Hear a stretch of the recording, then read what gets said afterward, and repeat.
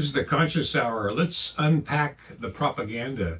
It was an unprovoked attack on October, 7th, 2023. Yes, these cruel people, these terrorists came and attacked us.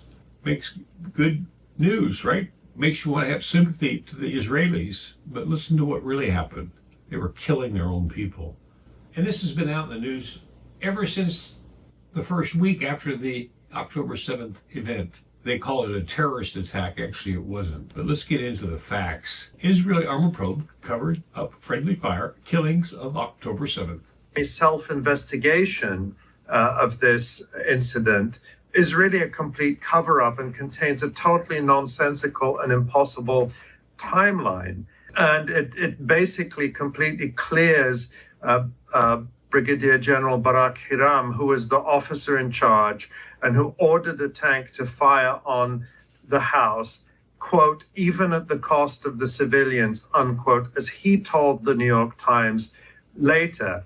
And what's so interesting about this is I referenced the New York Times there, but they only very briefly touched this story. That to this day, you can still find almost no coverage of this in what Layla Al-Arian just called legacy media or mainstream media. And the interview with Yasmin Porat, which she gave, I believe it was October 15th, 2023, so a week after the events of October 7th, to Israel State Radio. So this wasn't some obscure outlet. It was sort of national radio. Everyone in Israel heard it. And we published our story the next day. We had it, the whole thing translated. We wrote it up and we published it the next day. And nobody else did that in mainstream media. No one carried this account of Yasmin Porat. And not to mention all the other evidence that Asa has outlined that has come out since then. It's still absent from the official Western narrative. Now, I'll just say also that Hadass Dagan, who is the only other Israeli survivor of the incident at Pessi Cohen's house, insisted that everyone else in the house and around the house was either shot or burned completely by the Israeli tank fire. And as you can see in this footage here from an Israeli TV program, there's actual footage of the two Israeli tanks inside Kibbutz Be'eri. We also know, and this is documented in our reporting over the past year, that there were interviews broadcast on Israeli television with uniformed members of the Israeli military who were there as rescuers, talking about how they were shocked to look up and see not just tanks firing in Kibbutz Be'eri, but Apache helicopters firing missiles into Kibbutz Be'eri. So there's a lot that is known in Israel, even if it hasn't penetrated the mainstream narrative.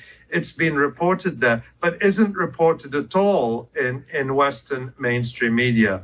So here we are. It's April 2025, folks, and we've been living under a lie. The U.S. government has been shipping literally 30 billion when this whole thing's going to be done and over. 100 billion, considering all the replacement of all the weapons they got rid of and the ships that have been damaged and the carnage that's happened. For what? For a lie, because Netanyahu, the Zionists, want to finish the Greater Israel Project. This is exactly what they have been doing. And the U.S. media is complicit in this. They covered it up. Any reporter that has covered any war zone, if they just watched the attack that was broadcast, they showed the helicopter. And when I saw that helicopter, I said that day, they're shooting their own people.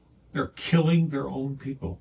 I didn't know the name Hannibal Directive, but it's all there, folks. And we're still funding this genocide and mass murder of the Palestinian people, so a bunch of wealthy businessmen can steal all that land and build a Viva Las Vegas on the entire coastline. Pope Francis just died, and the Franciscan friars lived the life of thou shalt not kill, thou shalt not judge, love your neighbor like you love yourself. And Look at this other world that calls themselves Christians.